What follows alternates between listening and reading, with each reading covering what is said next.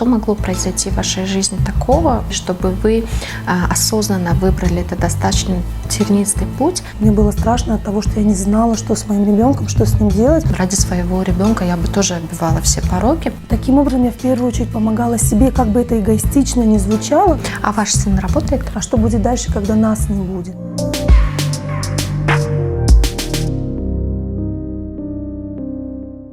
Лола, вы единственная, кто более 15 лет в Таджикистане активно занимается детьми с аутизмом, продвигает и защищает их права в обществе.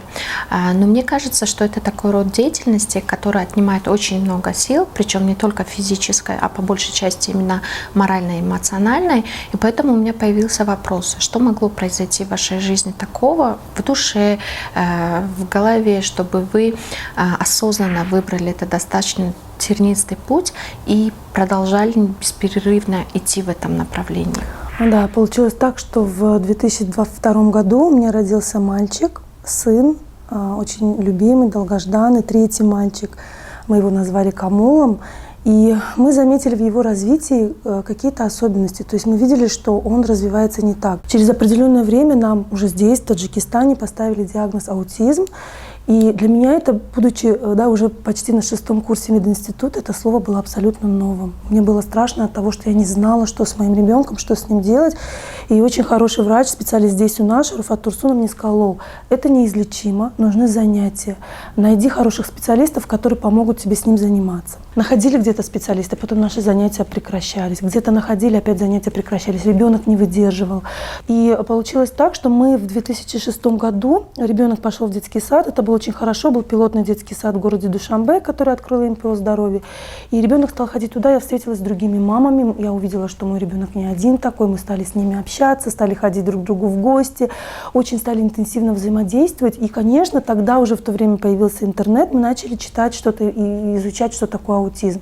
Конечно, не все, что мы тогда читали, русскоязычные сайты и форматы, было таким, знаете, впечатляющим, потому что было страшно читать. Когда ты читал просто что-то, ты понимал, что все, у твоего ребенка будущего нет. И тогда при очень такой необычной, случайной ситуации я познакомилась с одной женщиной, иностранкой, ее зовут Рэйчел Тейнч. Я узнала, что она работает в Таджикистане, при всем, что она была не просто специалистом в сфере реабилитации, она еще была мамой 2 особенных детей. После чего она мне предложила, говорит: ты знаешь, есть такой курс в Индии, хотела бы обучиться, английский знаешь? Я говорю: да, давайте попробуем. Благо, что семья меня поддержала, и я поехала на этот курс. Конечно, вот эта поездка моя перевернула, наверное, всю мою жизнь на 180 градусов, потому что я увидела, что нужно делать и как нужно делать, как можно помочь маленьким детям с аутизмом, как можно помочь. Я видела тогда уже подростков, взрослых, я видела своих ровесников с аутизмом.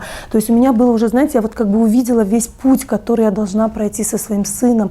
После того, как я вернулась, мы с родителями уже решили, что действительно нужно создавать организацию, это поможет другим детям, потому что я видела, что я могу помочь своему, значит, я могу поделиться и с другими родителями. Лола Насрединова – одна из первых женщин в Таджикистане, которая активно защищает права детей и взрослых с аутизмом. Является основателем общественной организации «Ирода», которая занимается обучением и социализацией более 160 детей с особенностями ментального развития. В 2018 году было признано лучшим правозащитником года по версии общественной организации Бюро по правам человека и соблюдению законности в Таджикистане.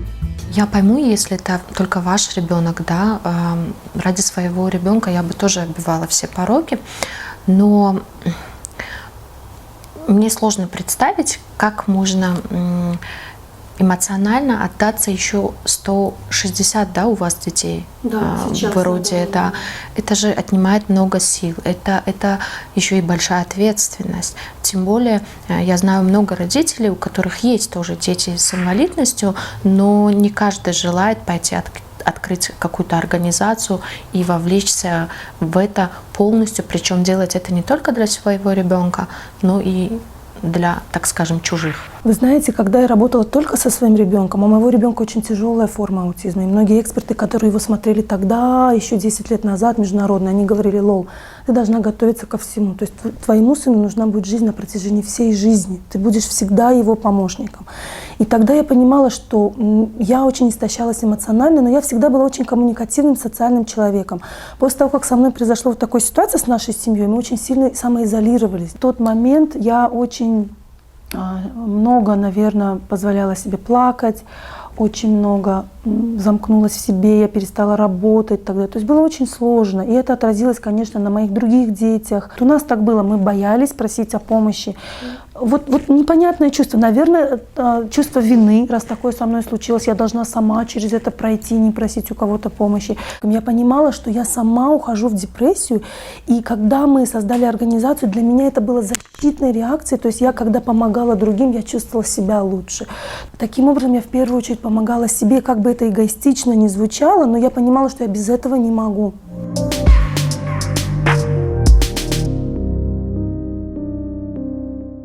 Давайте теперь поговорим о социальном кафе «Дарьяк Замин» и инклюзивной полиграфической студии «Айтавону», где у вас работают дети именно с аутизмом. Как я знаю, в Таджикистане чего-то подобного раньше не было.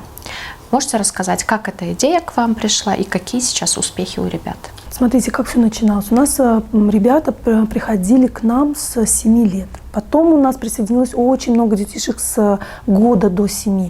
А те ребята, которые впервые в 2011 пришли в 7 лет, естественно, им уже в 2016-2017 это были подростки. Соответственно, мы начали об этом очень серьезно думать, потому что мы понимали, что даже если уровень функционирования ниже твоего хронологического возраста, мы не имеем права делать с ребенком то, что делают маленькие дети. Международные эксперты всегда нам говорили: Лола, вы здесь должны уже идти по направлению обучения, трудоустройства дальнейшего. И вот так в 2017 году мы сначала открыли клуб подростков и молодежи. Ребята стали приходить, мы смотрели, какие у них интересы, кому что больше нравится.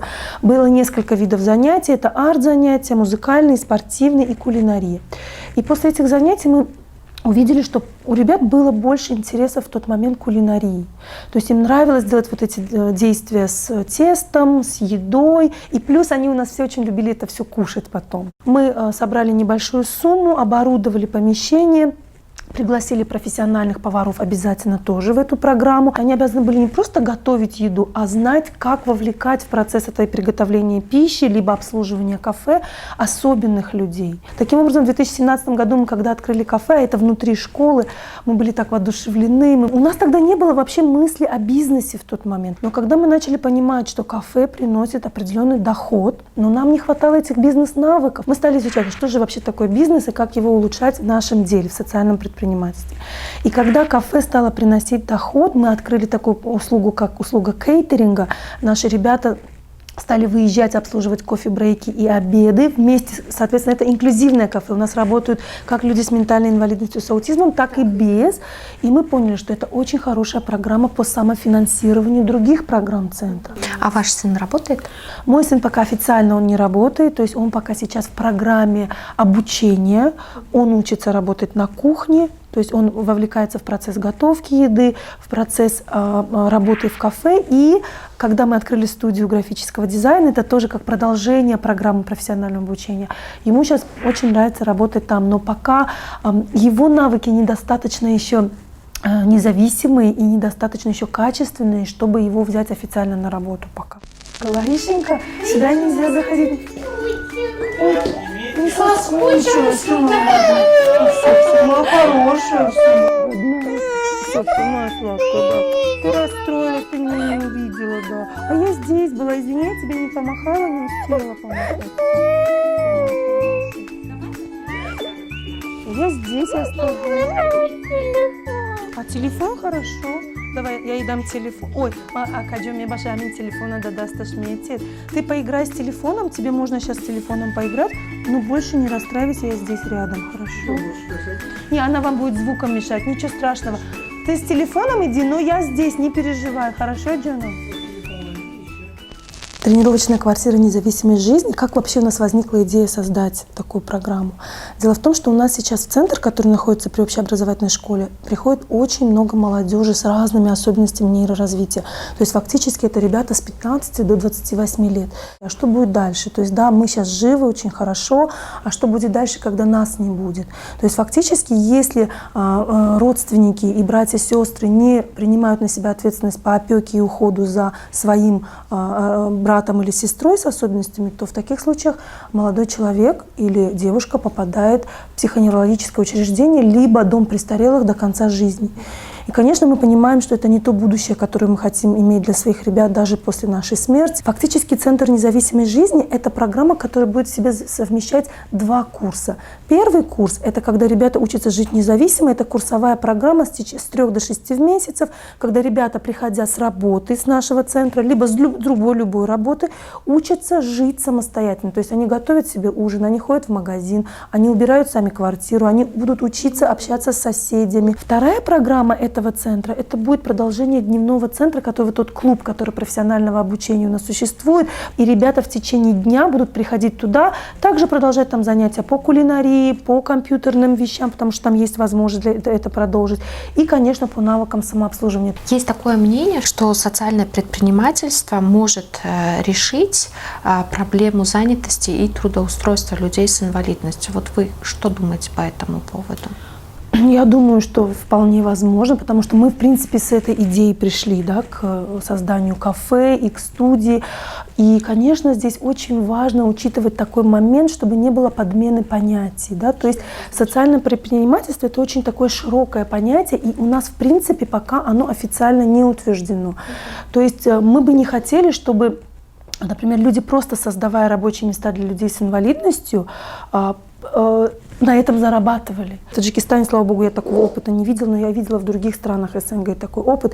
Поэтому очень бы хотелось, чтобы со временем все-таки появился какой-то нормативно-правовой акт, регулирующий социальное предпринимательство, чтобы не появлялось подмены понятий, когда просто бизнес-структура будет говорить, что вот у нас работают люди с инвалидностью, да, и таким образом по факту это была бы эксплуатация. Они бы просто не платили достойную зарплату этим людям, не оказывали им поддержки на рабочем месте, да, и при этом доход, весь их основной доход шел бы только как бы в их карман.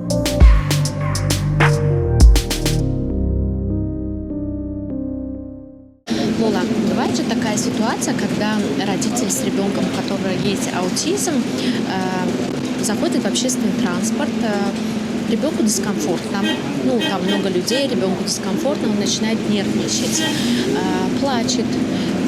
Как в данном случае, в данной ситуации должен вести себя родитель, чтобы и ребенка успокоить, и чтобы окружающие восприняли эту ситуацию адекватно и не нагнетали ситуацию? Самое главное в этой ситуации – это планирование и подготовка.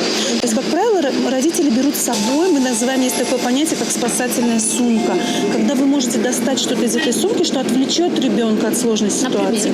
Например, если ребенок любит музыку, мама ему включает наушники, он слушает музыку, либо смотрит мультик в телефоне. Конечно, ситуации бывают разные. К примеру, если в этот момент, вот сейчас автобус свободный, да, но если очень много людей, в этот момент ребенок может себя повести по-другому. То есть для него это будет большая нагрузка. Что когда у ребенка истерика, лучше мало говорить с ним, не привлекать внимание к нему. А если люди окружающие начинают задавать вопросы, подходить, пытаться, например, накричать на ребенка или поругать маму, а такое часто бывает, то здесь очень важно маме спокойно сказать: уважаемые пассажиры, извините, пожалуйста, у моего ребенка аутизм, это такое состояние, когда лучше его сейчас не беспокоить, пожалуйста, не обращайте на него внимания. Самое интересное, люди тоже ведут себя по-разному. Кто-то, наоборот, очень любопытен, а кто-то, например, просто боится и может встать и отойти от ребенка. А дети это все чувствуют, поэтому здесь, конечно, мы не можем очень сильно влиять на людей, но мы можем мягко и спокойно сказать, что не бойтесь, пожалуйста, он ничего вам плохого не сделает. И, конечно, родителям иногда это сложно говорить. И мне было это сложно говорить, потому что ты сам находишься в этот момент в состоянии эмоционального стресса. Ты не знаешь, кому помочь, ребенку или успокоить окружающих. Но со временем это приходит.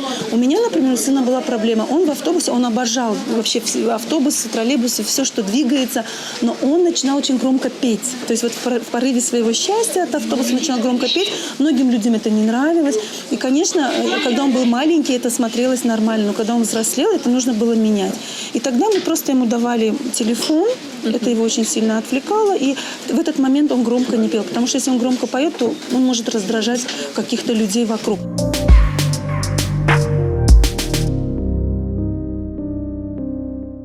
А вашему мужу говорят, что ему с женой повезло? Я даже не знаю, потому что если даже говорят, то ну, как бы он об этом мне не говорит.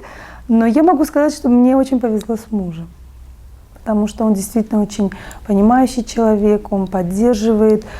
Потому что с его стороны за все эти годы никогда не было обвинения в мой адрес. Как часто с этим женщины сталкиваются, что вот потому что ты сделала что-то не так, да. Было очень осознанное понимание того, что да, такое произошло, такое может произойти с каждой семьей. Да, и это было желание Всевышнего. И раз это такое испытание нам досталось, мы должны через него пройти, мы должны сделать все возможное, чтобы мы сделали для обычного ребенка. Я просто помню один его комментарий в социальных сетях, где там был пост, кажется, это был Международный день девочек, где говорилось то, что таджичкам следовало бы научиться сперва получить высшее образование, саморазвитием заняться и только потом выходить замуж и создавать семью. На что он ответил, что есть немало таджичек, которые могут быть успешными одновременно во всех сферах жизни. И вот в качестве примера сразу же привел вас. Он так щепетильно относится к этому вопросу. И отметил, что вот моя супруга, она тоже рано создала семью, тоже рано стала мамой. Наряду с этим она смогла получить 2 высших образования, создала вот эту свою организацию рода, занимается несколькими проектами, помогает людям. И наряду с этим не перестает быть любящей, заботливой мамой и женой. Ну, это было, если честно, так мило. Да, чувствовалось, что он очень гордится вами и точно знает, в чем ваша сила. Но вы сами как думаете, в чем ваша сила? Очень терпеливой борьбе всей нашей команды под названием «Родители». Наверное, в этом.